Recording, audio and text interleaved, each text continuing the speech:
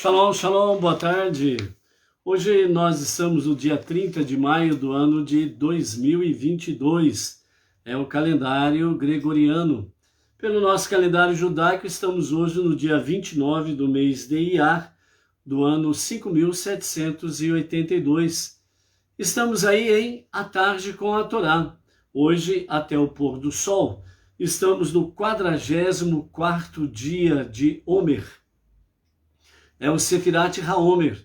É a nossa última semana da contagem do Homer para o nosso refinamento da nossa alma, das nossas emoções, da nossa personalidade.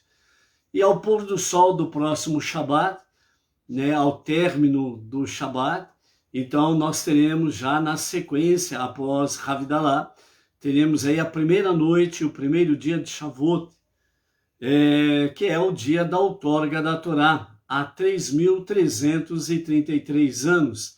Então, Baruch Hashem, por podermos chegar aqui em A Tarde com a Torá e estarmos aí nos preparando na contagem da semana final de Homer para o recebimento da outorga, recebimento, a entrega da Torá. Relembrando esse dia precioso em que, de fato, o mundo passou a existir oficialmente, porque até então, segundo os nossos sábios, estávamos ali, o mundo estava vivendo de forma provisória. Então, com a outorga da Torá, então a entrega da Torá, aí então o mundo passou oficialmente a existir de forma real, bem como o povo judeu passou a existir de forma oficial. Baruch Hashem por isso, e então nós vamos aí ver. Estamos com 266 dias transcorrido do nosso calendário judaico deste ano 5782. Hoje nós estamos na contagem do Homer em Gevurah de Marhut, e nós vamos ver daqui a pouco o que significa tudo isso, para que nós possamos ver aí qual é o estilo do refinamento para as nossas vidas no dia de hoje, ok? Nós estamos hoje no segundo dia da semana, chamada segunda-feira, é o segundo dia para o Shabat, e então é a nossa preparação para Shabat, e nós estamos aí na nossa segunda leitura da nossa Parashá semanal, Bamidbar, que é a primeira porção do livro Bamidbar, no deserto, Números, que é o início do nosso quarto livro da Torá. Então nós estaremos aí refletindo sobre o capítulo 1, do verso 20 até o verso 54. Então nós temos aí hoje a respeito do resultado do censo, onde que Deus mandou Moshe fazer o censo, ao famoso IBGE, a contagem do povo. Então nós temos aí, na nossa leitura de hoje, o complemento do primeiro e do segundo censo, e amanhã, no capítulo 2, que ali nós estaremos fazendo, nós teremos também a questão do terceiro censo, a terceira contagem do povo das 12 tribos de Israel.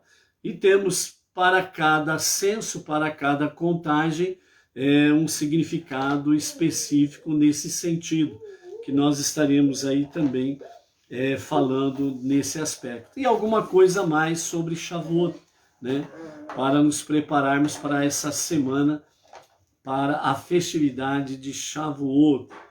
O nosso Shalom de hoje começa com o Caetano Fajardo, do Rio de Janeiro, o Lorival André, o Israel Araújo, da cidade de Poções, Bahia, o Arnaldo Silva, o Hamilton José de Bairros, Joinville, Santa Catarina, o casal Berenice e Cássio Altafini, lá de Campo Grande, Mato Grosso do Sul, E nós temos aí o nosso Shalom especial hoje para a Maria Aparecida Marciano Pinto, que é a genitora, da Kátia Fernandes, aqui Batinoa, daqui de Bauru, a nossa região, e a Maria Aparecida Marciano Pinto, né, a mamãe da Kátia. Então, aqui à tarde com a Torá, juntamente com os amados, estamos enviando para ela, né, um Mazal Tov, muitas felicidades, que Hashem, o Eterno, Soberano, seja gracioso com a senhora, né, renove suas bênçãos, proteção, saúde, vigor, uma vida longa, né, debaixo da graça do Onipotente, assim como também, né, que o Eterno dê muitas bênçãos para renovar a alegria e a felicidade. Então, a senhora Maria Aparecida Marciano Pinto, genitora da Kátia, o nosso Mazal Tov, né, com muitas felicidades aí. Baruch Hashem. Estão conosco aí também o Mateus de Brito, né? Temos aí o Roberto Andrade, a Luciana Rodrigues, o casal Edilane Minorello e Claudemir de Jesus Silva, a Marli Stael também está aí, a Cibele Ludmila, Baruch Hashem, né? Os nossos amados aí, nessa graça bendita aí, ok? Baruch Hashem. Nesse sentido aí, amados, nós temos aí a nossa, né, como Benei Noach, né, não judeus, mas com estilo de vida judaica, nós temos as nossas 7 leis universais para estarmos aí vivenciando no nosso dia a dia, ok? Então, Baruch Hashem por isso, e vamos aí seguir o curso da nossa aliá, da nossa leitura de hoje, da nossa paraxá semanal Bamidbar. Então, capítulo 1, verso 20 a 54, nós temos aí do verso 20 até o verso 47, melhor dizendo, nós temos aí o resultado do censo, onde falam aí a respeito da linhagem familiar, né, que foi verificada. Aqui nós temos já o segundo censo que está no princípio do livro de Números, Bamidbar, no deserto. Esse segundo censo, nós temos aí uma leve alteração em referência ao primeiro, né? Então, o primeiro censo que nós vimos ontem está no capítulo 1, versos 5 a 15, fala sobre as 12 tribos de Israel. E hoje nós temos aí, né, do verso 20 ao verso 43, o segundo censo, a segunda contagem. E nessa segunda contagem nós temos uma alteração que na terceira posição, vamos assim dizer, né, está Gad, né? Gad que vem aqui, que estava na contagem normal, né, na primeiro censo, ele estava lá em 11º, em penúltimo lugar, e agora nessa segunda contagem, Gad vem para o terceiro lugar, seguido de Reuven e Shimon, né? Então as 3 primeiras tribos aqui, nessa segunda contagem, ela mostra mais claramente sobre a questão de exército, né? Então, por isso, Gad vem aqui em terceiro lugar. Gad está dentro daquela questão da bênção do Eterno, né? Que diz para ele, né? Lá em Bereshit, capítulo 34, onde fala que Reuven, né? E toda a tribo, eles irão, né? Eles todos retornarão da batalha e nenhum homem faltará, né? Então, está em Gênesis, corrigindo, capítulo 49, verso 19. Então, essa é a bênção para Gad, que vai à batalha e todos retornarão. Não se perderá nenhum homem da tribo, do exército de Gad nas batalhas. Então, por isso que nesse segundo censo, Gad vem para o terceiro lugar. Com referência a Reuven e Shimon, né? eles são bem destros na batalha, principalmente Shimon, né? Lembrando que Shimon e Levi, eles simplesmente exterminaram os varões, entre eles o próprio rei e o príncipe de Shechem, por causa da violação da irmã deles, Adiná. Então Shimon e Levi, né? Só os dois venceram uma cidade inteira, saindo vencedores contra os varões da cidade de Shechem. Então, dessa forma aí, nós temos realmente o Reuven, que é o primogênito, o Shimon e Gad, destros para a batalha, né?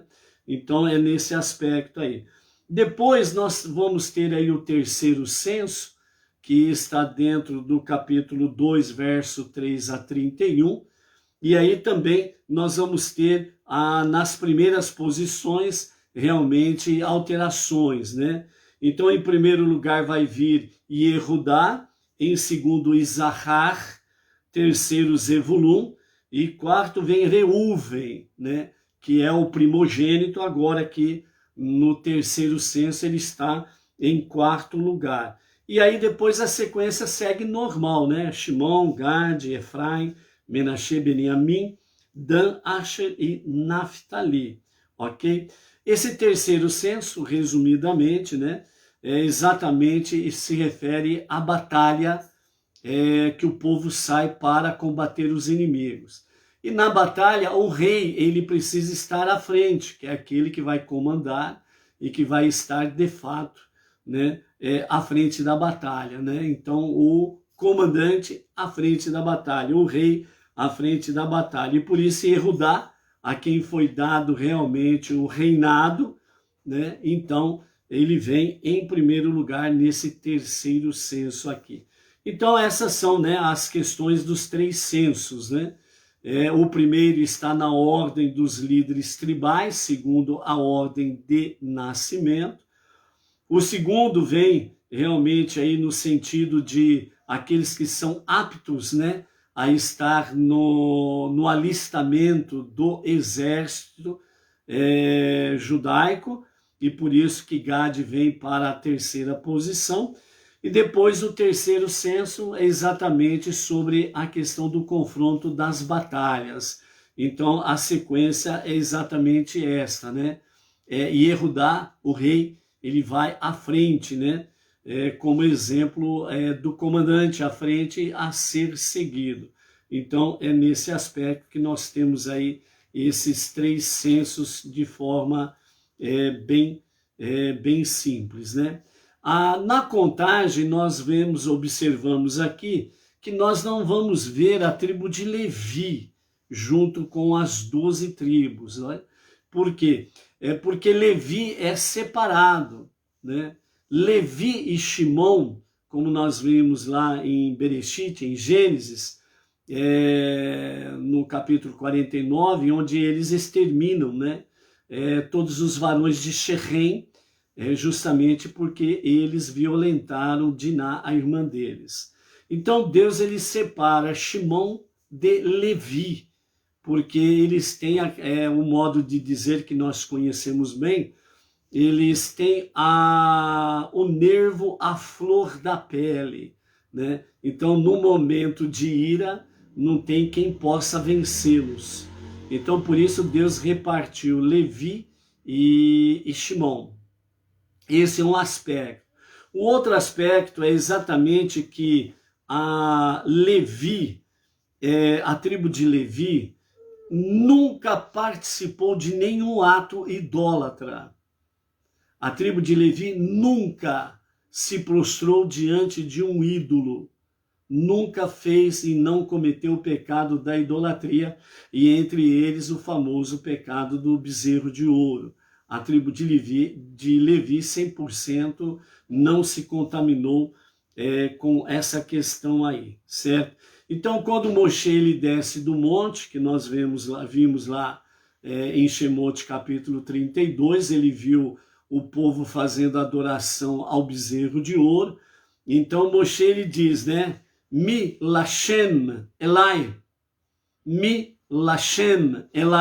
ou seja, aqueles que querem permanecer fiéis a Deus, que se aproximem de mim. Então, dessa forma, somente a tribo de Levi foi 100% do lado de Moshe. Por isso, a Torá traz escrito, né? Vai a Sefu elave kol bene Levi, né? Vai a Sefu elave kol bene Levi, e juntaram-se a ele todos os filhos de Levi, né? Então, dessa forma, mais uma vez, a tribo de Levi mostra o seu compromisso real com a vontade divina. Então, dessa forma aí, Levi também tem o mérito de ser separado como a tribo que fica responsável por todas as atividades do Mishkan, o tabernáculo no deserto, e posteriormente o Beit Hamikdash, o grande templo em Jerusalém, para administrá-lo, né? Uma outra coisa peculiar sobre a questão de Levi é que todos os seus irmãos, né, sempre vem a Torá escrevendo, né, Vatikra Shemo, ou seja, e ela o chamou, ou seja, todos os irmãos de Levi, as mães, né, o chamaram pelo nome A, B ou C. Então, e ela o chamou, né? Reuven, Shimon, Yehudá, Gad, e etc, e etc, etc. Mas com referência ao próprio Levi no seu nascimento, né? Que foi o terceiro filho de Iacove, né? Então, a Bereshit, Gênesis, lá no capítulo 29, no verso 4, então no hebraico diz, Al-Ken Kara Shemo Levi. Al-Ken Kara Shemo Levi. Ou seja, e assim foi chamado de Levi. Então, enquanto os seus irmãos, né, vem a expressão e ela o chamou, aqui para Levi vem e assim foi chamado de Levi. Então, a pergunta né, como não consta que a mãe o chamou de Levi, então quem o chamou, né? Ou seja, e assim foi chamado de Levi, né? Quem deu esse nome para Levi, né? Então, os nossos sábios trazem no Midrash Rabbah, né, o comentário de Irash, que diz que o anjo Gabriel, amando do soberano dos mundos, o Todo-Poderoso, o único Deus, o único Criador, o único Salvador, ele designou o anjo Gabriel para ir e dar o nome de Levi a ele. Por isso diz, e assim foi chamado de Levi. Ok? Então, essa é outro mérito dado a Levi para ser, de fato, a tribo separada para estar responsável pelas atividades do Mishkan e pelo Beit Hamikdash. Então, a tribo de Levi também no Egito foi a que permaneceu fiel integralmente, 100%, né, aos ensinamentos dos patriarcas, e por isso jamais a tribo de Levi praticou a idolatria. Então a tribo de Levi foi confiado o que há de mais sagrado, o serviço dos templos, do primeiro e do segundo templo. O Beit Hamikdash, o tabernáculo no deserto, né, o Mishkan, e depois o primeiro e o segundo templo, e também com referência a isso, os sábios dizem que também a tribo de Levi estará 100% responsável pelas atividades do terceiro templo, que será construído nos dias de Mashiach, a redenção final, né? Então a tribo de Levi será recolocada ao seu lugar dentro do aspecto da administração do Beit Hamikdash, né? Então, Essa Parashá Bamidbar, que nós estamos aqui nesta semana, ela sempre é lida antes, né, de Shavuot. Então, nós temos essa semana, no 7º dia da semana, o sagrado dia do Shabat, encerra-se a Parashá da semana, Bamidbar, a primeira Parashá do livro de Números, e é a Parashá que sempre é lida antes de Shavuot, ok? Então, por isso, dentro desse aspecto sobre Levi também, né, nós temos aí essa questão que não vemos aí na contagem, nos 3 censos, né, a contagem de Levi entre eles, né. Nesse aspecto aqui, os nossos sábios falam que Levi não foi contado? Não, Levi foi contado, mas foi contado separado, né, como nós vamos ver mais lá na frente nesse sentido. Então, as tribos foram exatamente contadas normalmente e na sua sequência, e a tribo de Levi foi contada separada aí, ok? Então, aí do verso 1, aliás, do capítulo 1, do verso 20 até o verso 47, melhor dizendo, então nós temos aí o resultado do censo, e quando chega no final do resultado do censo, nós temos aí no versículo 46, né, do capítulo 1, toda a apuração foi de 603.550 varões entre 20 e 60 anos, né, que eram contados para estar nas fileiras dos exércitos judaicos, ok? Então, nesse sentido aí, nós temos a questão dos censos, né? A contagem do povo.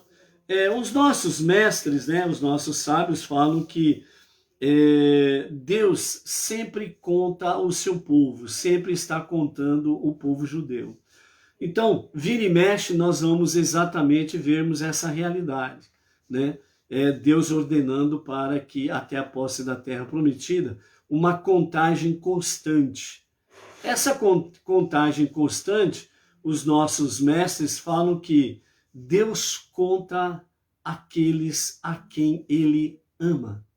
Então a contagem, ela não é algo depreciativo, muito pelo contrário, é algo muito elevado. Então os nossos sábios, eles dão a seguinte comparação para que nós possamos entender a questão da contagem do povo judaico por Deus. Então a comparação é sobre o pastor de ovelhas. Então, quando o pastor de ovelhas está cuidando do seu rebanho, uma das coisas que ele mais se preocupa quanto à questão de segurança, a questão alimentar, né? E sempre está contando as ovelhas, né? O seu gado ovino, justamente para ver se está faltando alguma ou não, certo? Por isso que nós temos lá o Salmo 23, né? Hashem Roi, né? O Eterno é o meu pastor, e na sequência temos e nada me faltará. Então esse Salmo 23, ele revela de uma forma muito singela, sublime, uma forma muito elevada, sobre a questão do pastor e o rebanho. Como que Deus ele viu que Moshe era de fato capacitado, tinha méritos para poder ser o líder do povo judeu. Como que Deus olhou para David e olhou para ele e falou, não, esse daqui serve para ser o rei de Israel, né? Moshe, quem era Moshe? Moshe virou um zero à esquerda, no modo de dizer, dentro de um plano social, dentro de um plano de comunidade.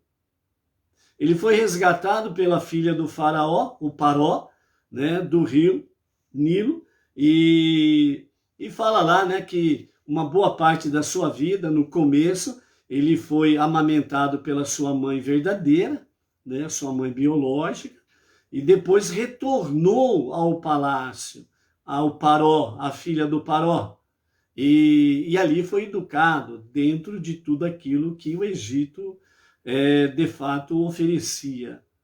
Moshe sabia a sua origem, não resta dúvidas, tanto é que quando ele saiu para fazer uma inspeção, quando ele viu um egípcio, né, chicoteando 2 judeus, ele foi imediatamente em defesa daqueles 2 judeus e aquele egípcio acabou morrendo, né? Foi morto por Moshe. Então, aí depois o Paró descobre o crime dele e ele foge para o deserto, né? E aí, ao fugir para o deserto, ele vai lá para Midian, um território idólatra. Lá ele encontra a sua querida, né? A sua esposa. E ali ele se casa, etc. e tal, né? E depois ele tem a experiência da sarça, né? E o chamado para ir. Mas antes disso daí, Moshe se tornou o quê? Pastor de ovelhas. Ele estava lá cuidando do rebanho do seu sogro, Itró, Jetro. Então, o que Deus olhou e viu? Esse Zé Ninguém aí vai ser o líder do meu povo, por quê? Então, onde que os sábios trazem? Era exatamente o zelo, o cuidado, o carinho, a preocupação, a dedicação para com o rebanho, não deixando faltar nada, cuidando, né? Protegendo o rebanho. Num belo dia, segundo o Midrash, que nos traz pelo Talmud, nos fala que ele viu que uma ovelha estava faltando, ele saiu apressadamente à procura dela. Aí quando ele a encontra, né, ele encontra ali próximo a um riacho bebendo água. E aí então ele diz, né, não sabia que você estava com sede.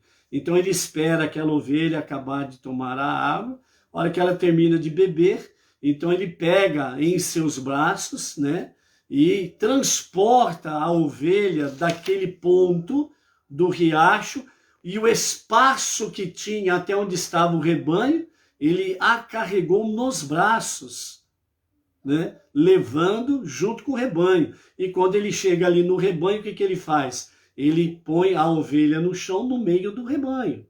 Então, o que significa esta ação, essa atitude de Moshe? Então, Moshe estava dizendo para aquela ovelha, ó, o teu lugar não é separado do rebanho. Você precisa estar sempre junto ao rebanho. Então, Deus viu nessa atitude de Moshe, com todos esses bons adjetivos, de que ele poderia cuidar muito bem do rebanho chamado povo judeu.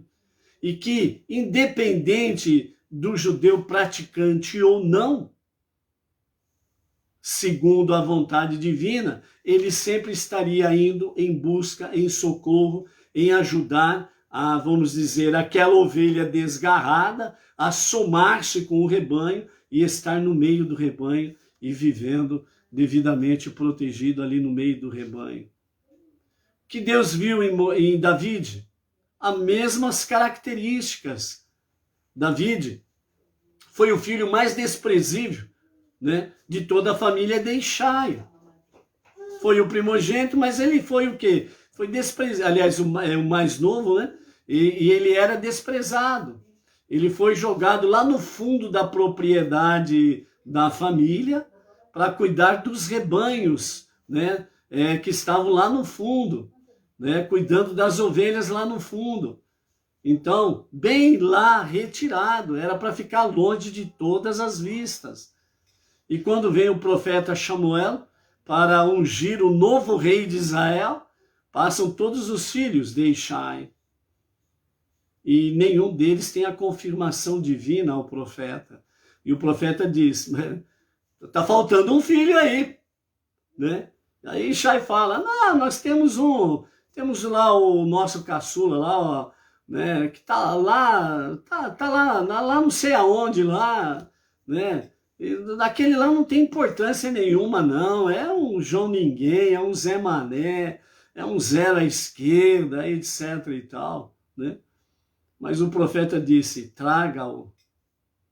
E quando chega ali, o desprezível, né, David, então a glória de Deus se revela no profeta e o profeta o consagra como o futuro rei de Israel. E por que isso? Porque David, que estava lá, desprezado por todos, foi dado a ele uma tarefa. E essa tarefa que foi dada a ele era para cuidar do rebanho. E tanto o Talmud, a Mishiná e o próprio Salmo 23 nos traz as mensagens, né, secretas que estão por detrás de todo o Salmo 23 e tantos outros salmos de Davi, e mostra ali realmente os atributos de Davi. Foi dada a ele uma tarefa, ele se vinculou à tarefa, ele criou aliança com a tarefa, conexão com a tarefa. Então ele se dedicou a isto. Então, podia ser qual fosse o animal selvagem que viesse para ser um depredador, né, das ovelhas, que viesse para sequestrar, roubar, matar a ovelha. Ele não deixava, ele lutava contra os animais predadores, os animais selvagens, para que não tocasse no rebanho, né?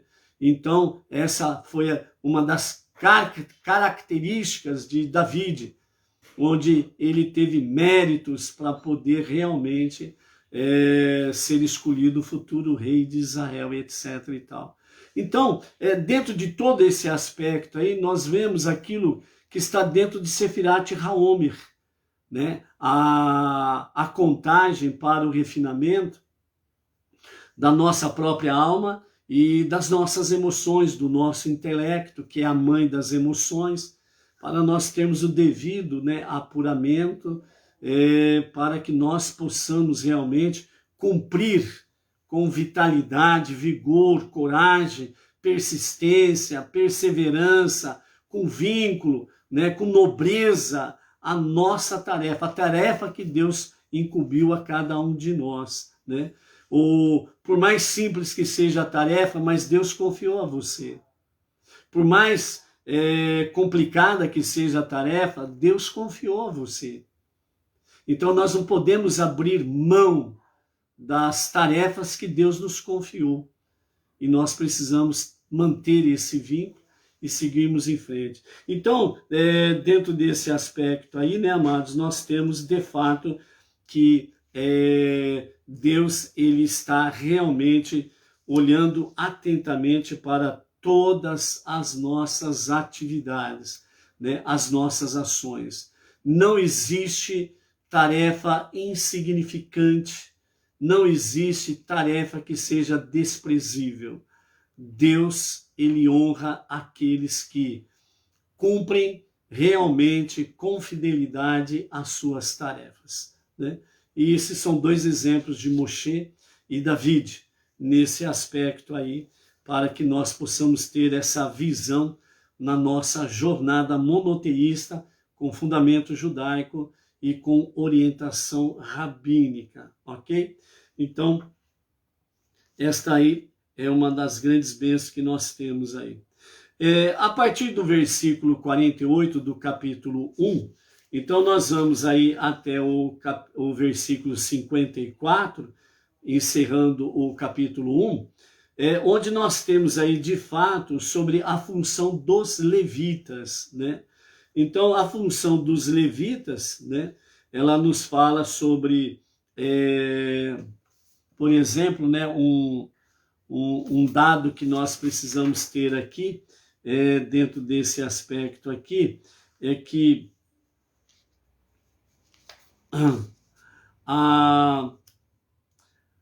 Deus falou a Moshe dizendo: somente não conta a tribo de Levi, não calcule o número deles, junto com os dos filhos de Israel, ok? Então, a contagem dos filhos de Levi é uma contagem em separado, né? Não é junto com as demais tribos aí. Então é para fazer uma contagem separada.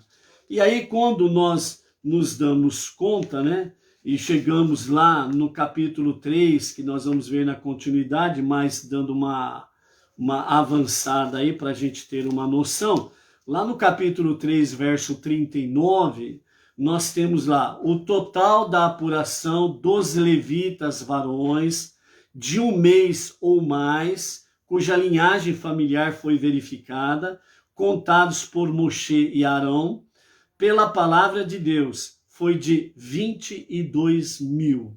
Então vejam bem, encontro entre as 12 tribos de Israel são contados a partir dos 20 anos, por quê?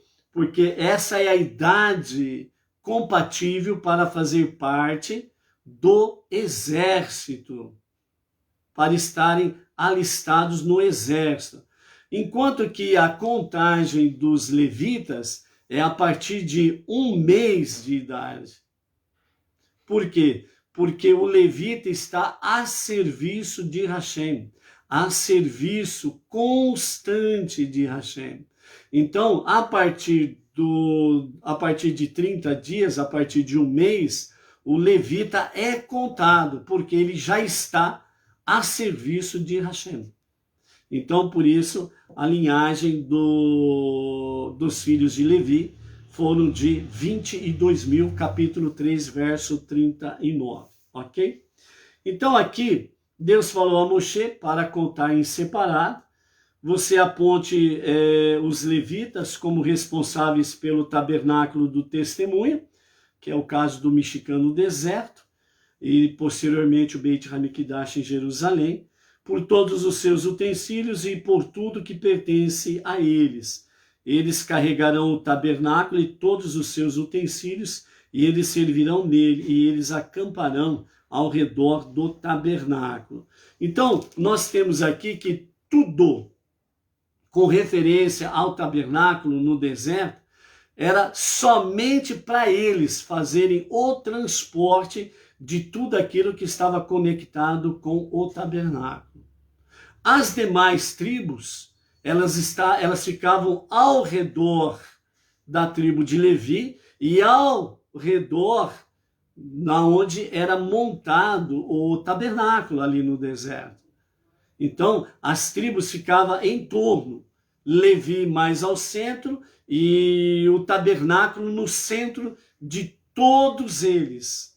Ou seja, o tabernáculo é o centro de todas as atenções, como é o Beit HaMikdash, o grande templo em Jerusalém, né? Em que os nossos sábios falam que Jerusalém é o centro do centro do centro da terra, e o Beit HaMikdash é o centro de todos eles, de todos os centros.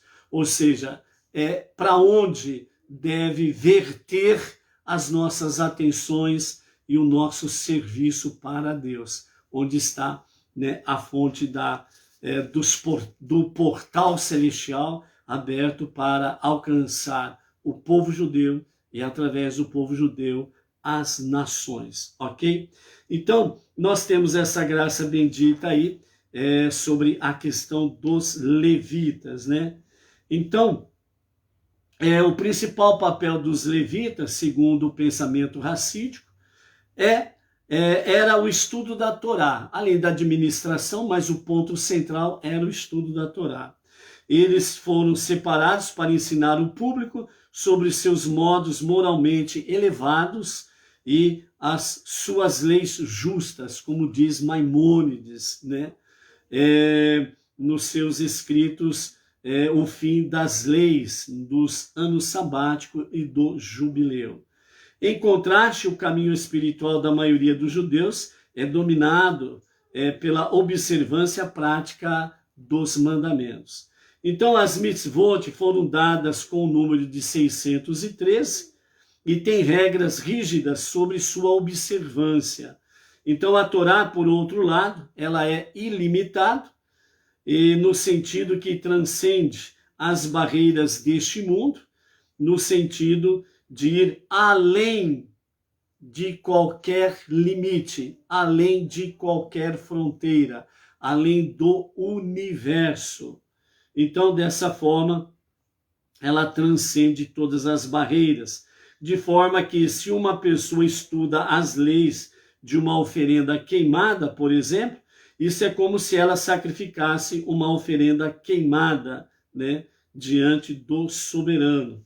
Então, se ela estuda sobre a oferenda, é como se ela estivesse fazendo a própria oferenda, literalmente, como era feita a oferenda no Mishkan e no Beit Hamikdash. Assim, os levitas, cujo caminho espiritual era a Torá, não foram contados, uma vez que contar é um modo de expressar limitação e fim, algo mais adequado ao restante do povo judeu. Por isso a tribo de Levi foi contado em separado, né? Porque realmente Rashi fala, né, que a contagem ela sempre dá uma conotação de expressar limitação e fim, né? Enquanto que realmente a Torá ela é ilimitada. E como os levitas eles tinham realmente toda a administração do Mishkan e do Beit HaMikdash, bem como também principalmente, né, o estudo da Torá, então eles estavam 24 horas por dia conectados ao infinito. Então eles não poderiam ser contados juntamente com as demais tribos. Por isso eles foram contados em separado. Ok? Então, amados, para nós no dia de hoje, nós temos essa questão aqui da nossa aliá. Nós vamos para o Sefirat HaOmer e na sequência nós vamos ter a palavra final do nosso Rebbe Menachem Mendel para esta aliá de hoje, e ele vai nos falar sobre saúde e cura. Vamos ver qual é a conexão entre essa segunda aliá e cura, cura e proteção, né? Que nós falamos aí. Saúde e cura, melhor dizendo. Saúde e cura. Então, na contagem do Homer, hoje nós estamos até o pôr do sol, no 44º dia, ou seja, nós estamos no segundo dia da 7ª semana do Homer, a 7ª e a última semana do Homer. Então, nós estamos aí com 6 semanas e 2 dias do Homer. Hoje nós estamos em Gevurah de Malchut, que significa disciplina na nobreza.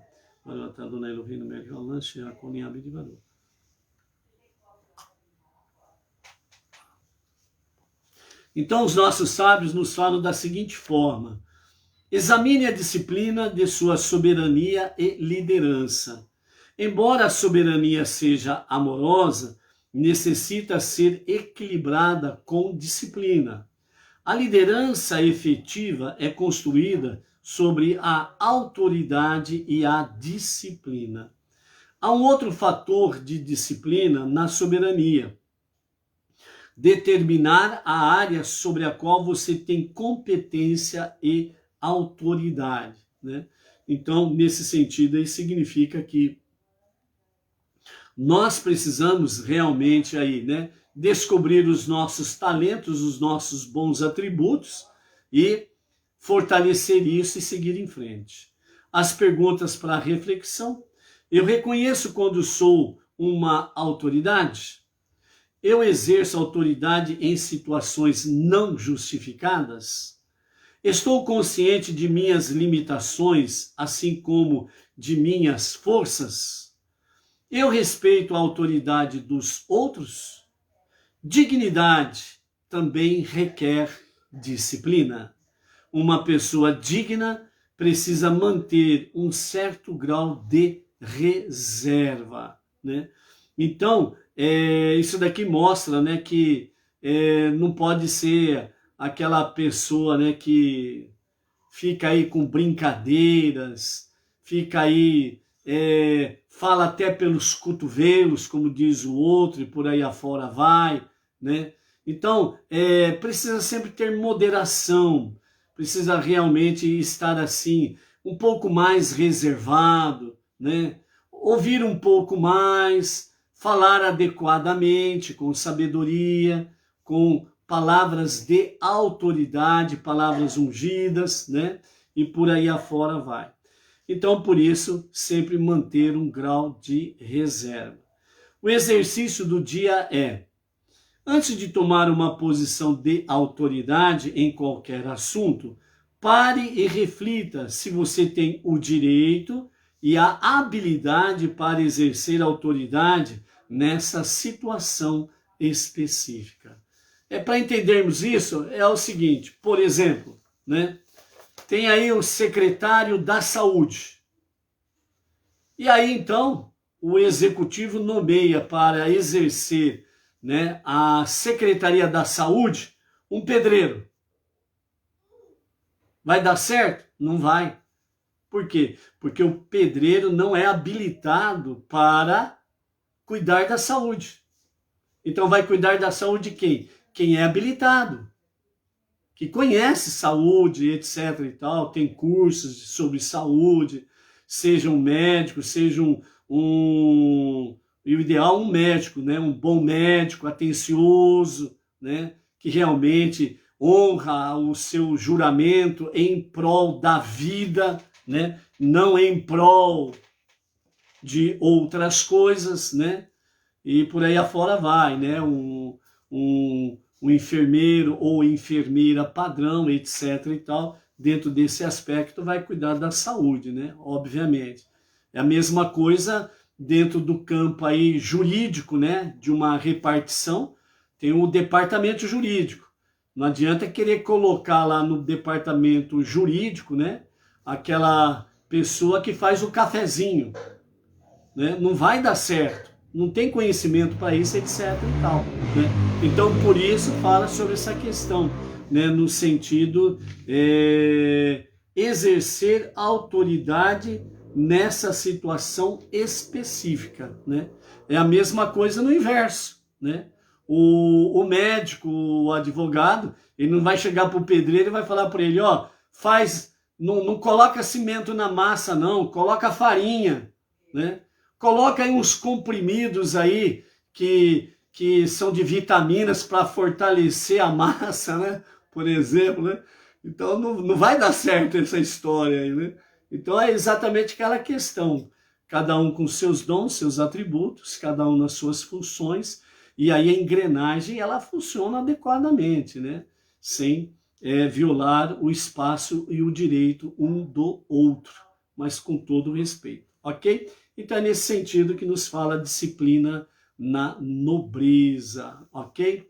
Estamos aí com a Genesi Tolentino dos Santos, a Lídia Moretti de Oliveira, a Inês Martins, aqui de Pirajuí, o Luiz Ribeiro, né, Itaquera, Grande São Paulo, que chegaram por aí também, né? Acho que todos estão aí, né, ditos, né, o que apareceu aqui para mim até agora, ok? Baruch Hashem. Vamos lá na palavra do Rebbe, Menachem Mendel, cura e saúde, saúde e cura. Então, baseado na passagem da nossa aliada de hoje, a conta da tribo de Reuven, todos os que eram aptos para servir no exército. Então, está falando aí, né, da segunda contagem, né, o segundo censo que nós falamos aqui.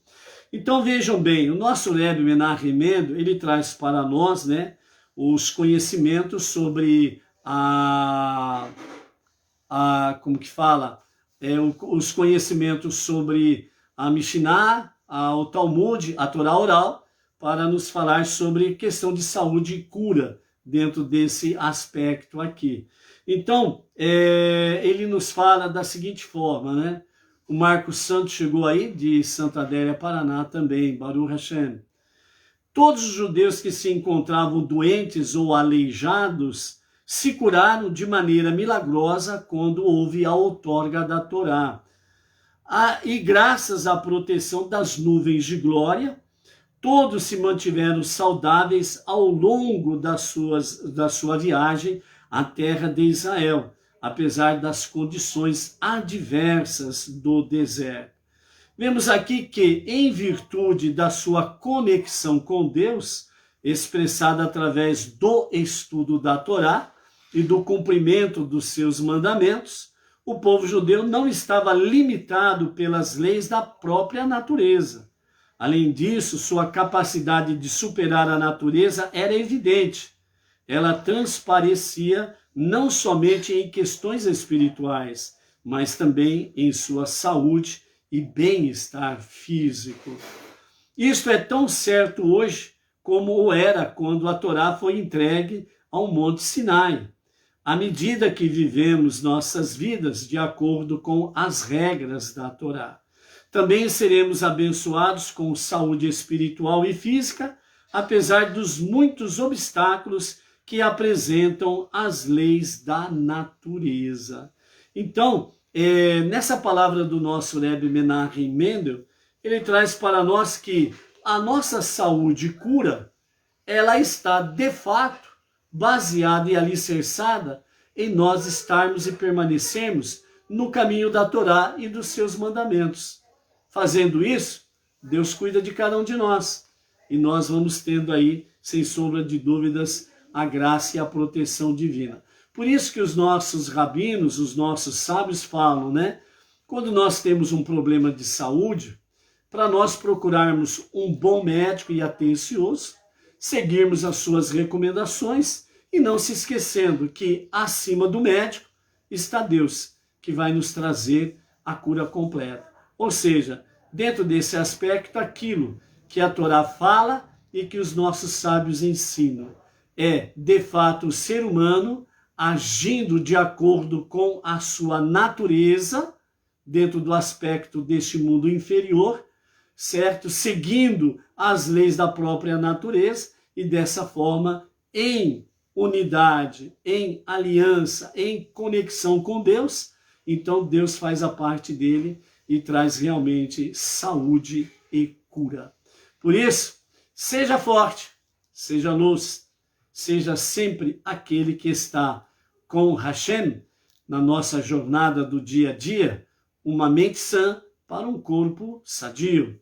E então nós teremos as condições cada dia mais de podermos fazer a obra majestosa de Hashem, que é transformar este mundo para ser a moradia de Deus. Vamos em frente? Amanhã tem mais. Shalom, shalom. Até lá.